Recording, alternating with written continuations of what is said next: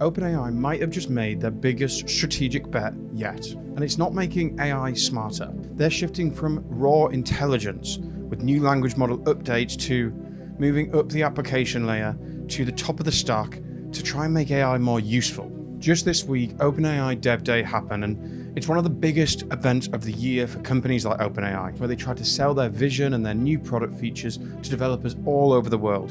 And for those that have been listening in every single week, you'll really understand how important it is for companies like OpenAI to retain the developer ecosystem. It always gives us a really interesting snapshot into the future of OpenAI's strategy. In today's episode, we're going to go through 3 of the biggest feature releases announced during DevDay, whether you should even care about it, if so, what you should know about it, and finally, what this is going to tell us about the future of AI in the next few years. This is In the Loop with Jack Horton. I hope you enjoy the show.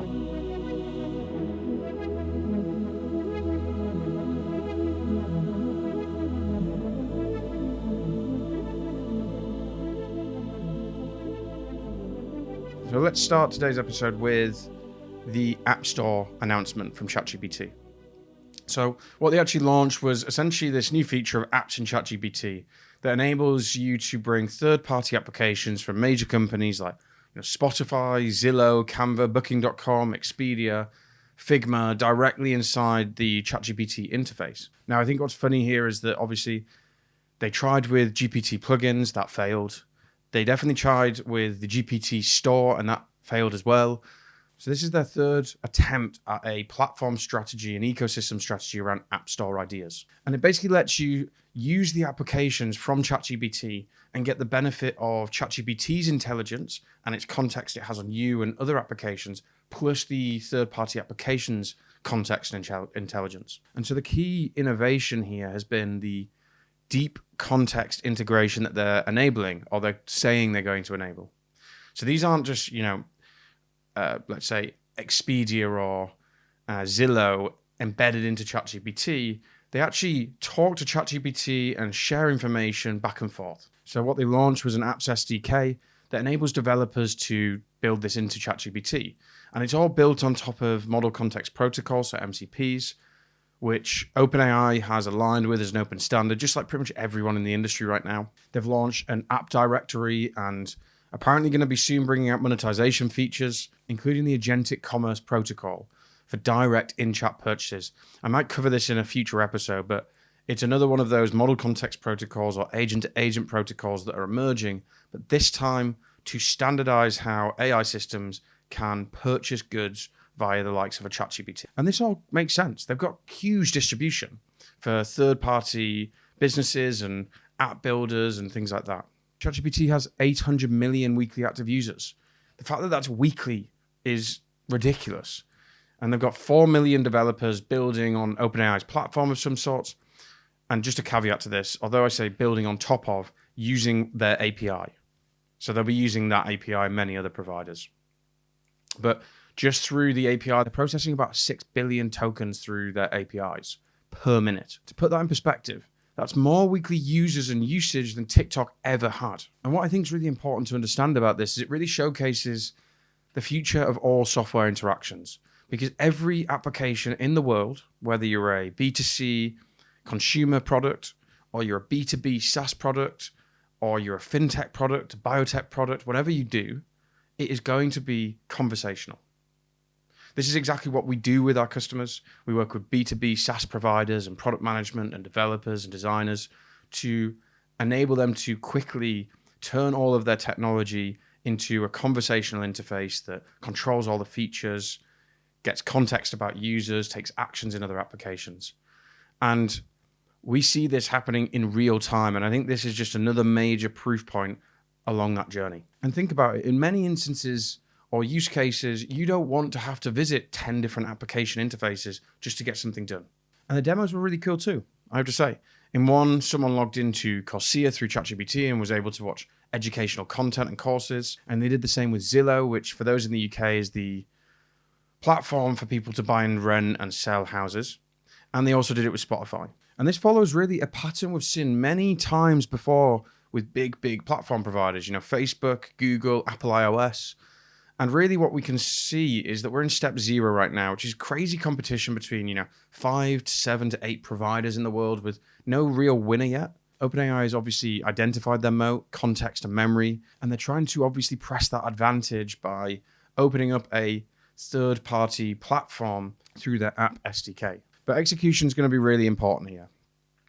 Back in the day of Apple building, iTunes and platforms like that, there was many companies trying to do the same, even those that should have done a really, really good job but failed because it felt just wrong. It didn't feel natural. They never nailed it. For example, Sony were trying to build the exact same. All the music producer companies in the world were trying to produce their own version of iTunes, but they all did it just wrong. And I felt that sometimes with ChatGPT's demos, it felt a bit gimmicky. In the demo, they asked you to design a company logo through a chat interface speaking to Canva and then make a presentation deck. And I can see it with the deck maybe, but it just felt like, I guess, weird. I wouldn't go to ChatGPT to design a logo through Canva. I would just go to Canva for some of those tasks.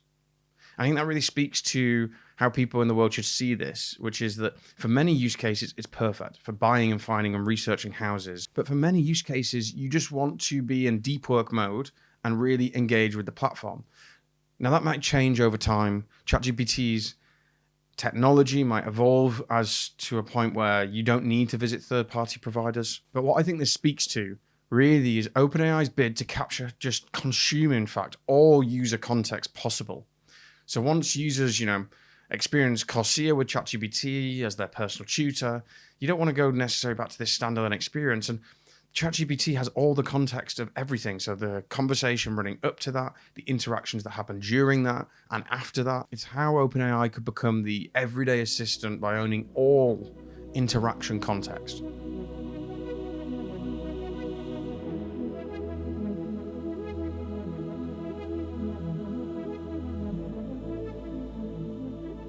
And I think this is a worthy thing to dig into and deep dive into a little bit more with this idea of context and OpenAI trying to capture all that context. Because apps running in ChatGPT will access all the conversational context. They'll share information back and forth. They'll integrate with ChatGPT's memory feature for personalized experience across different applications. OpenAI calls this talking to apps functionality from ChatGPT. The first time you'll see one of these applications, ChatGPT will show a privacy policy and what data is likely to be shared, just like Google does. Apps will pull context from your chat history and provide personalized responses based on previous conversations.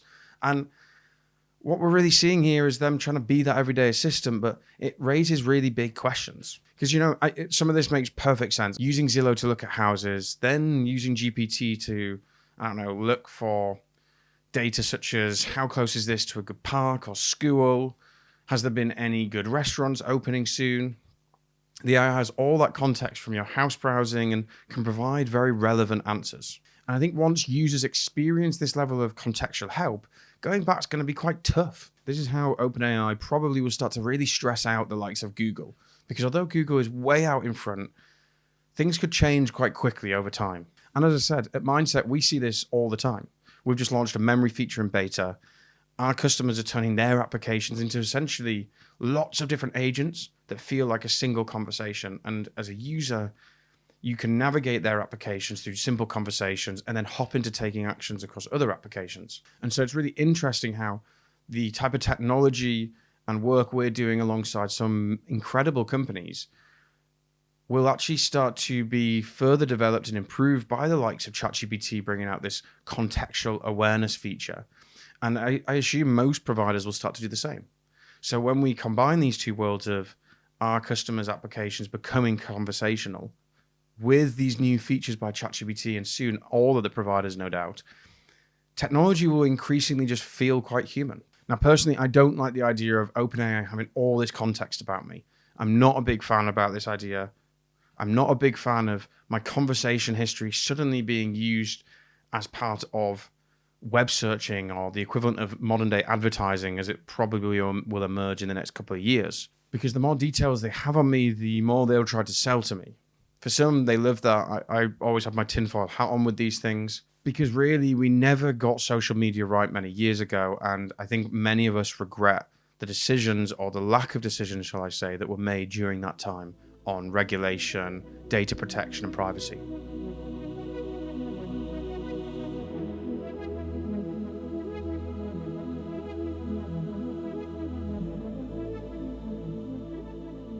Anyway, going to the third part of what I think is really interesting here with the DevDay release, which is AgentKit. So AgentKit is essentially an agent and workflow builder for AI agents.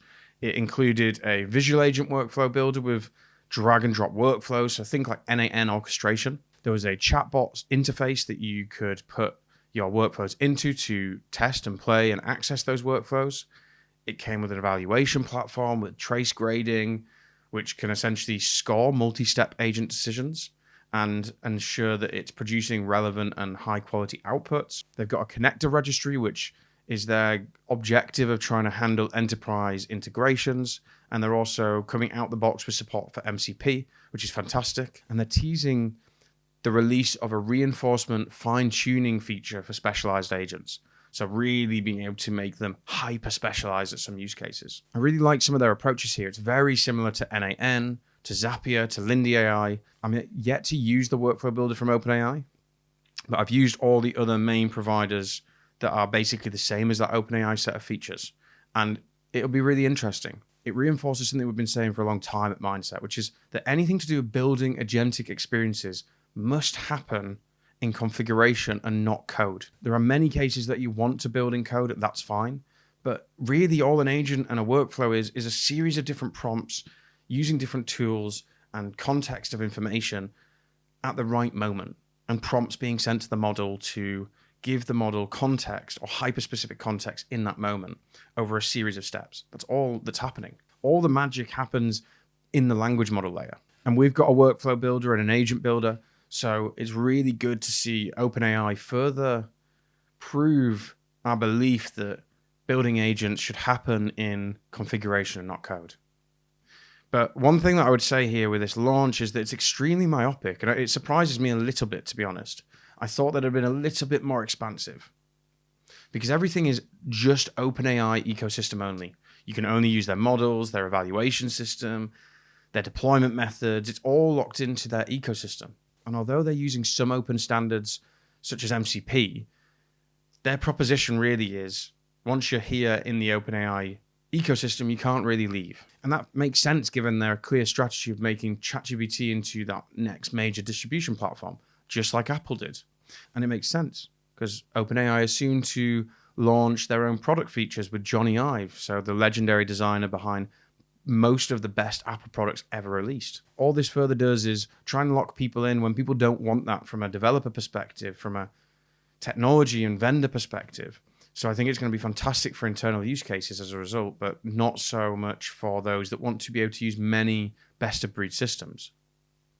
It also creates this huge platform dependency problem because what happens then is these platforms open everybody up to cool, exciting things to attract customers and developers with great distribution and new features and tools, but they just gradually close things down, whether that's reducing organic reach on social media, whether it's increasing higher and higher revenue cuts like the App Store, or just building competing first-party products like Facebook did with the games. And at Mindset, almost all of our customers want to be able to use best-of-breed systems. They don't want to be locked in.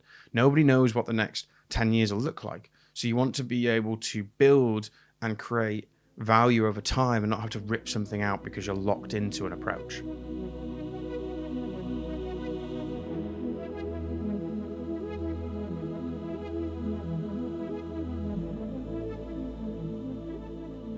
Anyway, let's conclude and summarize, I guess, what we've been talking about. I think really there's been a bunch of new cool features from the App Store, Agent Builder, Workflow Builder, new context being shared to companies that build on ChatGPT. And what we're really seeing here is an operating system war. OpenAI is trying to own all interactions between humans and systems. And no doubt Google or Microsoft and Apple are going to respond, especially given that I've heard that Apple is looking to replace Tim Cook as CEO. So we're looking at this big platform battle that will shape how we interact with technology over the next few years. And I, for one, am really interested in how this all plays out.